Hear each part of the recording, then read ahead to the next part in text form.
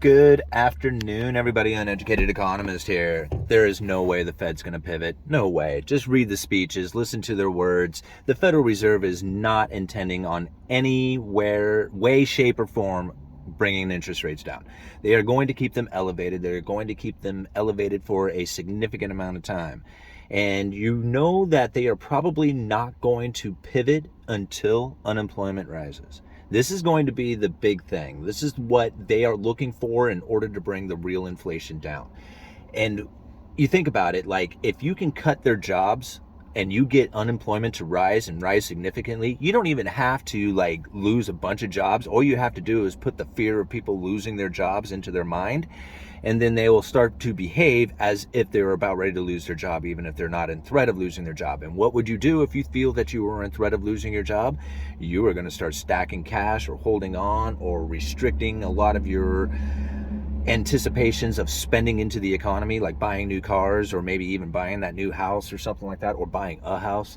These are all the things that switches your behaviors. And this is what you're finding a lot of the people are starting to act within the economy. I mean, think about it. Even the interest rates rising in like mortgages or the U.S. treasuries or something like that. I mean, all these interest rates that people are using to dictate their lives, making your mortgage payment or something like that, car payments, all this stuff is like in your mind when you are thinking about what it is that you are going to spend your money on, or how much money you're going to spend, or even if you're going to spend your money. And when you see the interest rates rise, everybody has the same idea. I don't want to spend my money right now. This is not a good time to, well, it's not necessarily you don't want to spend your money, you just don't want to take out loans to buy things, right? Because you're going to pay a higher interest rate on it.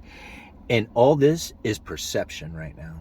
The Federal Reserve, when they lift their interest rates, we've talked about this many times, it is months, 6 months to a year down the road before that actually starts to impact the economy, before it actually starts to mess with the actual decision-making process where we buy the car, right? 6 months down the road. That's how long it takes, 6 months to a year. So everything that we have experienced in the economy up until this exact moment right now has pretty much been perception, right? It's the people's anticipation of the lifting of interest rates and what that's going to do. That is what we have experienced till about now. It is the people's reactions.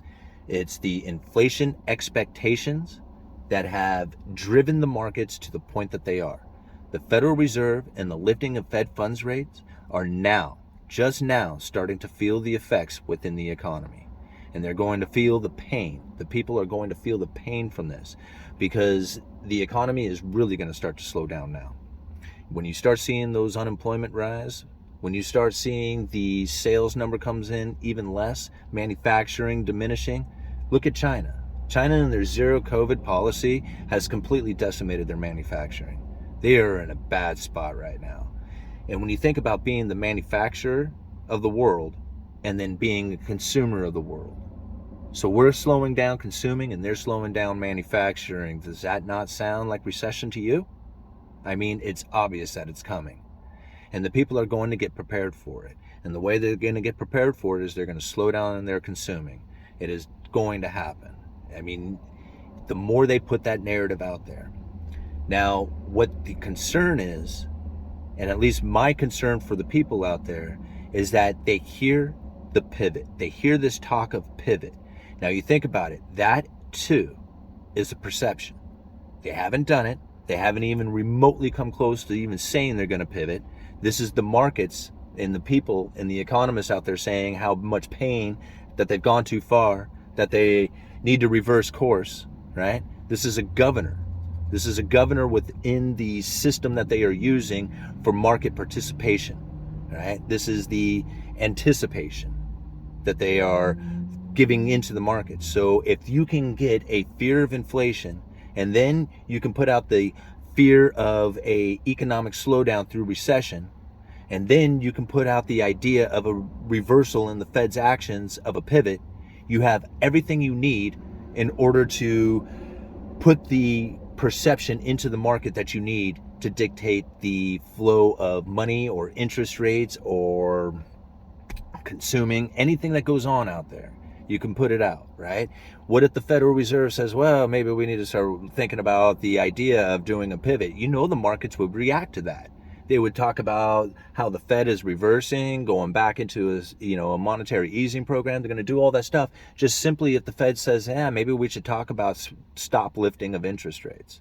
Just simply doing that, it would be, because that's what happened last time. I mean, the Federal Reserve was doing the quarter point every quarter lifting of interest rates. They were calling it autopilot.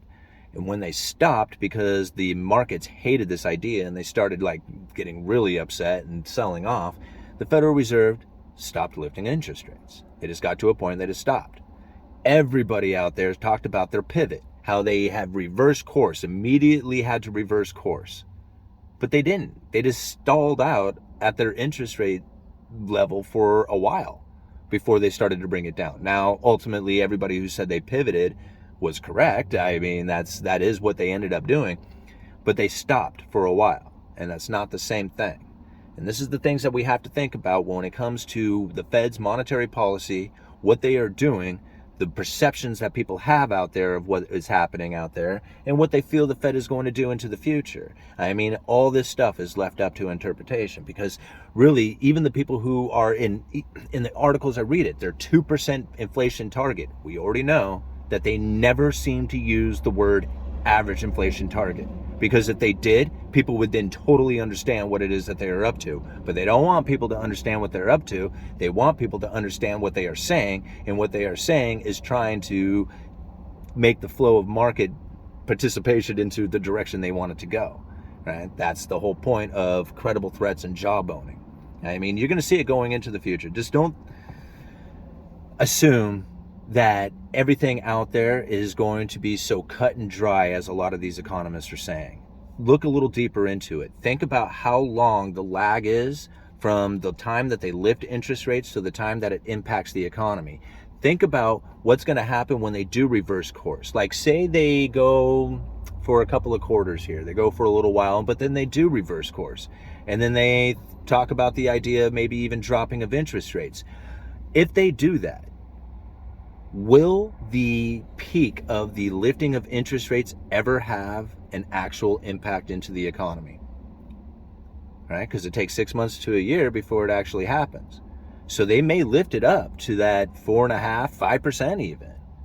And it doesn't necessarily mean that the 4.5% to 5% will be left long enough to actually impact the economy before we actually see a downturn or some kind of sovereign corporate debt crisis that will then force the Federal Reserve into an actual stimulation of the economy again.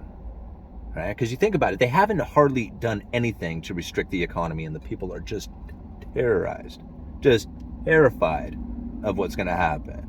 I mean, you see it out there. There's nothing but fear about the upcoming recession and global depression and all this other stuff. I mean, it's coming. There's going to be a global sovereign corporate debt crisis. I mean, you can already see it starting, and if the Federal Reserve does not reverse course, which I don't think they will, you are going to see a whole lot of pain going throughout the entire world as people in their overindulgence, their irrational exuberance, their idea that they were going to take out an insane amount of debt and let hyperinflation eat it away. They got caught in a debt trap.